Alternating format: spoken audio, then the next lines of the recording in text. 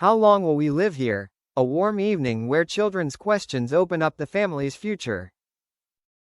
Belfast, 5:30 p.m., late autumn. The sea breeze is strong but no longer too cold. In their new house near the coast, the yellow light fills the living room, warm enough to dispel the gloom of the Irish sky. Jamie and Amelia have been busy all day. Meeting the headmaster of their new school. Filling in the school application. Arranging their belongings in their new home. Jamie has a short Zoom meeting with the Irish Cultural Affairs team. Amelia gets to know the small studio they've just set up in the attic. But now, finally, the family can breathe.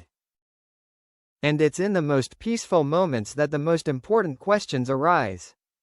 First dinner in the new home. A simple dinner. Potato soup. Toast. Some salad. Hot tea for Amelia. And warm drinks for the kids. The family sat around the wooden table Jamie had bought from a local craft shop. The youngest sat in the middle, holding a soup spoon so big that she shook her head to avoid spilling soup on her shirt. The second daughter chattered about her new classroom. The older daughter was quieter, but her eyes were constantly scanning the surroundings, as if trying to get used to the new space. Jamie leaned back in her chair, looked at all three children, and smiled. "It seems to suit us here, right?" The second daughter nodded vigorously. "Daddy, the playground at school is so big. And there's an apple tree."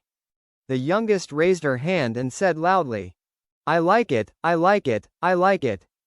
Amelia laughed. "What do you like, honey?" "I like my big house." Jamie raised an eyebrow. "Our house isn't that big." The youngest child pouted. "It's bigger than me." The whole family laughed. But amidst the laughter, the eldest daughter was still quieter than usual. Jamie noticed. He put down his spoon, and as if sensing it, she looked up. "Daddy?" Jamie said softly. "What's wrong?" She hesitated for a few seconds, then asked a question that no one in the house expected. "How long are we going to live here?" The whole room suddenly became quiet. Amelia and Jamie looked at each other. A small question, but it carried the whole world of childhood. Amelia wiped her hands with a tissue, then said softly, "Why do you ask?" The older daughter was confused. "Because, we've been traveling too much. Dad was filming in America. Then Mom was making music in London. And now we're in Ireland." The little girl lowered her head. "My friends in London told me we're moving a lot. So I just wanted to know. How long are we staying this time?" Jamie felt his heart tighten. He understood. Really understood. The children didn't say, "I'm scared," directly. But in every word, in every silence, there was that feeling. He pulled his chair closer to his older daughter and sat down next to her. Jamie spoke, with the heart of a child who had lost his home. "Honey, I know this feeling. I was like that too." The little girl was surprised. "Are you afraid of changing your home too?" Jamie nodded. "You were more afraid than me. Because back then, you didn't just change your home. You lost your home." Amelia looked at Jamie, knowing he was tapping into his deepest memories, but he was different now, stronger, calmer. Jamie continued. "When Grandma died, I thought I would never find a place to call home again." He looked at his three children. "But then I met your mother. And she taught me that home isn't a place. Home is a person." Amelia squeezed Jamie's hand under the table. The older daughter blinked. "So, if we were in Ireland, is that home?" Jamie smiled, stroking her hair. "Yes. And if someday we're somewhere else, It's home too, as long as we're together. She swallowed her tears. But, I want to stay here for a long time. Jamie put her hand on her chest. Dad too. Amelia said something that made all three children's eyes light up. Amelia stood up, walked around the table, and came to the children. You know? The decision to stay here isn't just yours and mine. It's all of us. The three girls looked at their mother, eyes wide. Amelia smiled gently.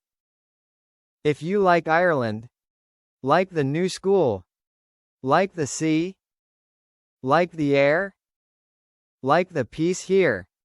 She sat down next to Jamie. Then we'll stay here. Not for a few weeks. Not for a few months.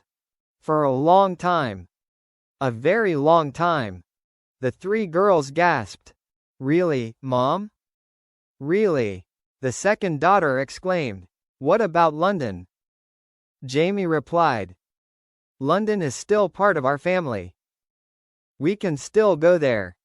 Visit our friends. Visit the recording studio. Visit our old house. The youngest jumped up from her chair. And here, we have the ocean. Big ocean. Our own ocean. The whole family burst into laughter. After dinner, story time in front of the fireplace. It got dark quickly. The sea breeze blew harder. Jamie lit the fireplace. The smell of burning wood filled the room. The three children sat under the blanket, their eyes wide as Jamie began to tell. Tomorrow, Mom and Dad are taking us to see where Daddy played when he was a kid. The youngest asked. Do you have a swing, Daddy? Yes, and the swings in Ireland are very strong. So strong that you can fly to the moon? Maybe, if you eat all your dinner. Laughter broke out. Amelia sat behind the three children, holding them all close to her. Jamie looked at the scene, the firelight reflecting off Amelia's hair, off the three children's eyes, and felt an emotion so pure it was hard to describe. This is home. For real. Whole. Missing nothing. After the kids are asleep, the moment the two adults talk about the future. The house is quiet. Jamie and Amelia sit on the small balcony, wrapped in blankets, looking out at the night sea. Amelia asks, do you think the kids will be okay? Jamie smiles. I think. This is a place where they can grow up peacefully. The sea breeze blows through Amelia's hair. She looks away. I never thought we would live in Ireland. Jamie pulls her close. Me neither. But I think there's a reason why life brought us here. Amelia leans her head on his shoulder. To heal me? Jamie smiles, kisses her forehead. So we have a place to build something lasting. Amelia whispers. So, we're really here. Jamie nods. Yes.